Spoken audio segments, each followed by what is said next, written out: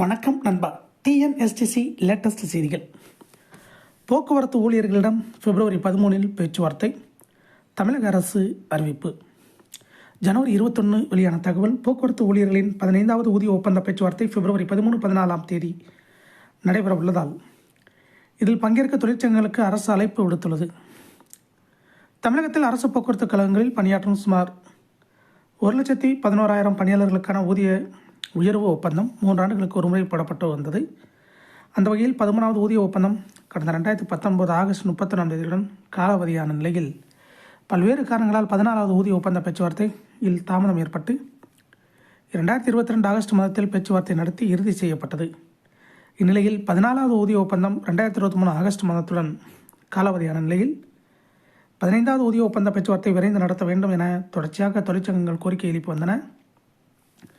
இதன் தொடர்ச்சியாக ஓராண்டு தாமதமாக கடந்த ஆண்டு ஆகஸ்ட் 27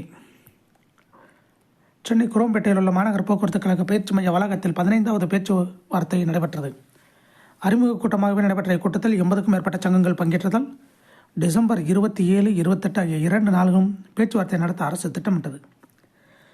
ஆனால் முன்னாள் பிரதமர் மன்மோகன் சிங் மறைவு காரணத்தால் பேச்சுவார்த்தை ஒத்திவைக்கப்பட்டது. இதற்கு தொழிற்சங்கங்கள் சார்பில் எதிர்ப்பு தெரிவிக்கப்பட்டது. இந்நிலையில் போக்குவரத்து ஊழியர்களுக்கான ஊதிய ஒப்பந்த பேச்சுவார்த்தை பிப்ரவரி 13, 14 ஆகிய தேதியில் நடைபெற உள்ளதாக அரசு அறிவித்துள்ளது.